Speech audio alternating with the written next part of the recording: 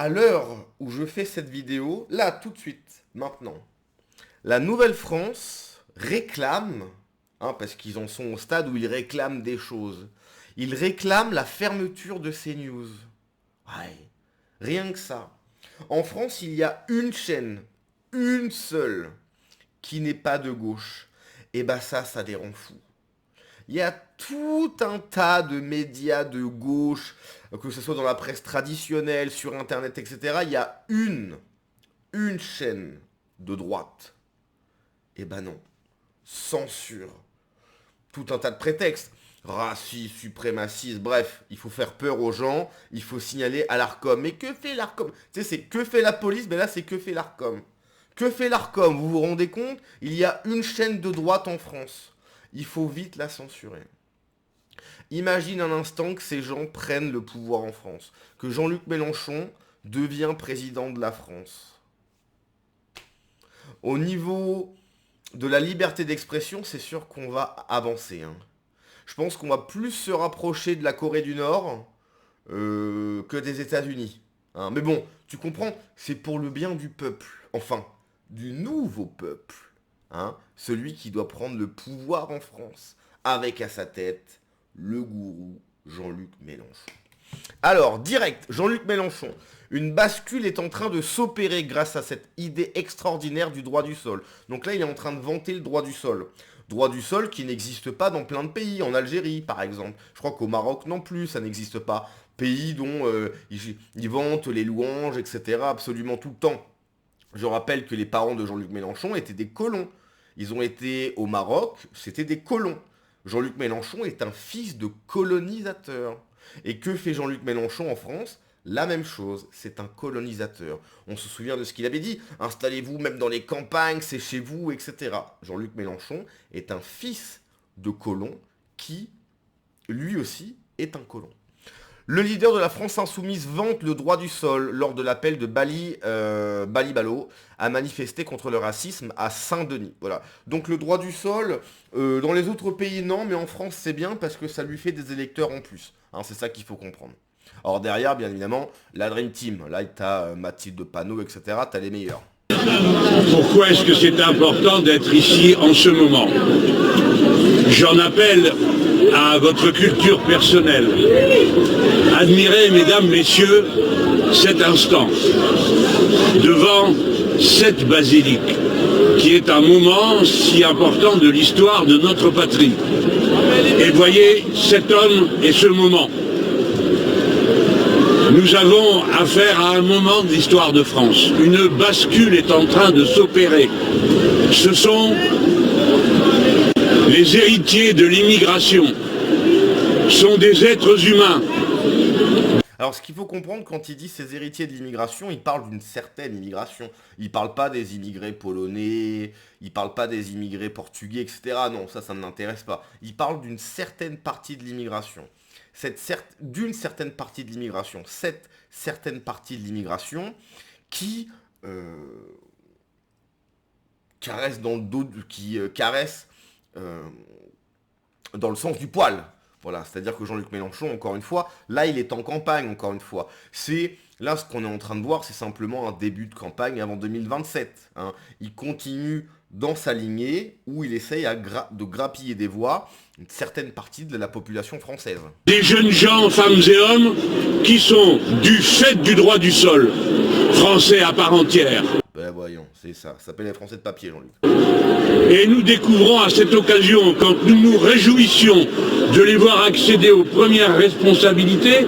Bah justement, pause Jean-Luc, bah non, les premières responsabilités, c'est peut-être d'être président. Donc, va falloir laisser ta place. En plus, t'as 74 ans, papy. T'as 74 ans. Faut laisser sa place, maintenant. Il faut aller jusqu'au bout de la démarche, Jean-Luc. Tu veux leur donner les pleins pouvoirs? Ben, commence par ta propre place. Tu veux pas? Ben non, tu veux pas, mon Jean-Luc. C'est pour les autres. Encore une fois. Voilà. Moi, non. Faites ce que je dis, mais pas ce que je fais. Notre joie a été aussitôt gâchée par une vague de racisme écœurant venant des élites politico-médiatiques qui, sans réserve, sans frein, est allée leur mépris à l'égard d'une partie de notre peuple. Toute l'histoire de Ton peuple. Ton peuple. C'est pas le peuple français, Jean-Luc. C'est ton peuple. France, depuis le début de la décolonisation, appelle à une seule et unique raison. Tous les Français sont égaux en droit. Il n'y a pas deux catégories de Français. Il n'y en a qu'une seule. Je suis d'accord. Il y a les Français et le reste, ça n'existe pas. Je suis d'accord. La question est, qu'est-ce qu'un Français? À mon avis, on va pas s'entendre sur la définition. Ce peuple est le nôtre, ce pays est le nôtre, ce lieu est le nôtre, cet homme est le nôtre, et il parle pour nous tous. Les commandes. Ah non, mais là, c'est toi qui parles, en fait. Là, c'est toi qui parles pour lui. Laisse-lui la parole, Jean-Luc. C'est dingue, ça, hein. Il est là, non, mais oui, mais c'est eux, mais tu veux pas lui laisser la parole, hein. À un moment donné, il faut mettre ce que tu dis, faisant des actes, Jean-Luc. Là, c'est que du blabla, hein.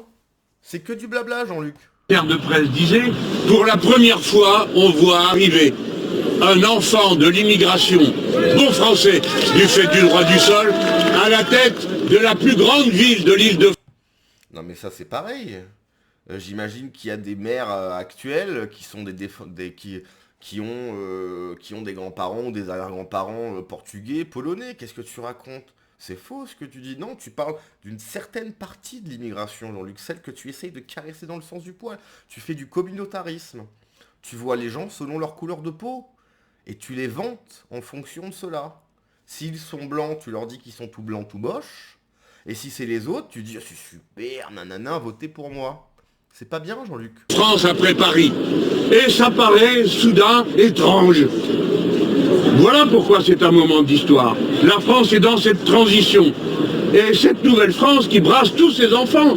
Je dis bien tous ses enfants.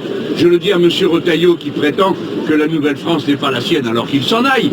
Mais pour le reste, je veux dire pour tous ceux qui respectent l'idée extraordinaire du droit du sol, eh bien c'est un grand moment de bonheur. Mais c'est un moment où la France passe un seuil.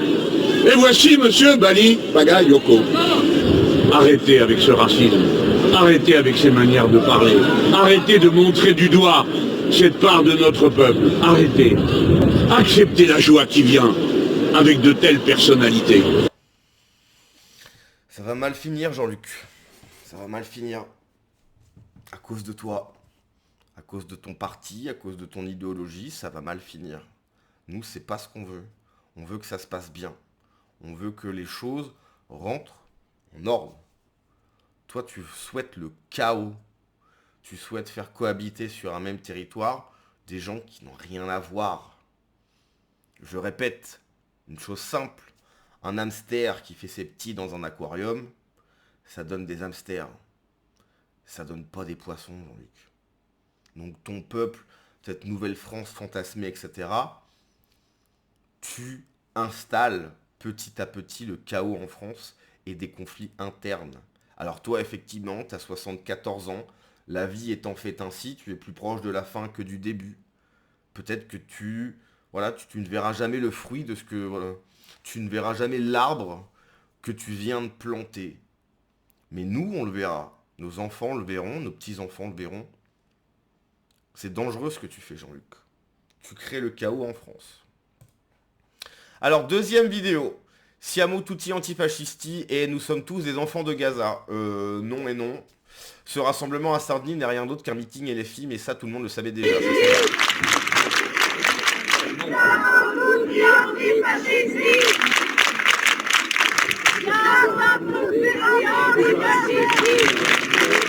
Il n'y a pas un seul drapeau français.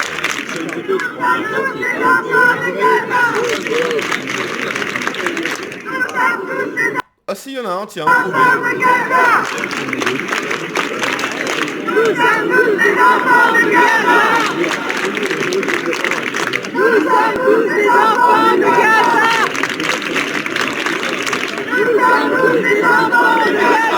Oh, Dieu merci, non. Dieu merci. Alors, ce rassemblement à Saint-Denis était tout simplement, bon ça je viens de le dire, quel cinéma et quelle manipulation pathétique. Bali, Ballot, c'est à toi. Une promesse, celui de ne plus reproduire bien sûr les erreurs du passé, un engagement impérieux, c'est de renforcer la lutte antifasciste, anti-impérialiste, mais surtout anti-raciste. Je rappelle, hein, mais l'antiracisme, c'est simplement le racisme anti-blanc. Voilà. Donc quand il dit qu'il faut accentuer l'antiracisme, c'est tout simplement accentuer le racisme anti-blanc. Et ils sont là en train d'applaudir, hein, bien évidemment.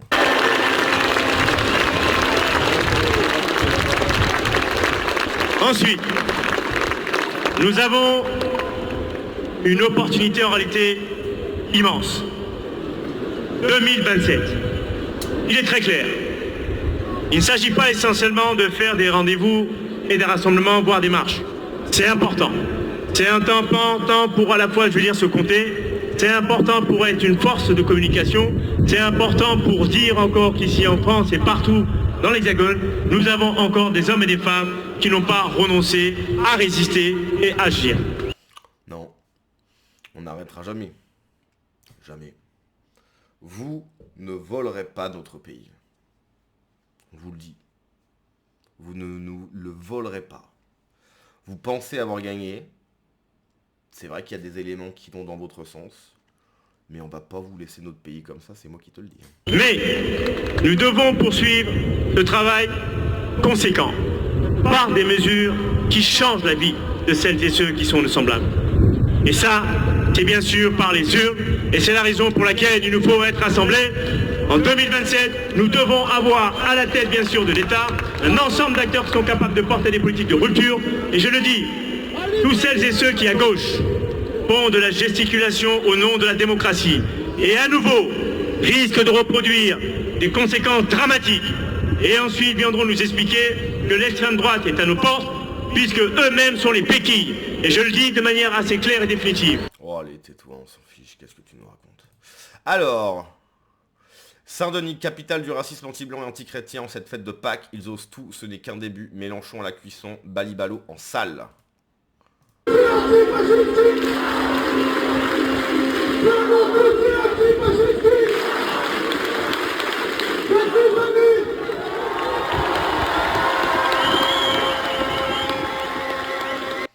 Voilà, la Nouvelle-France s'affirme tous les jours de plus en plus. Il faut prendre acte de cela. Ils ne se cachent plus, ça fait longtemps qu'ils ne se cachent plus.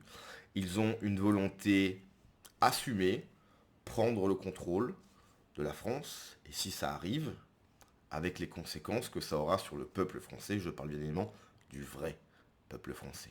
Okay. Allez, on se laisse là-dessus. Ciao.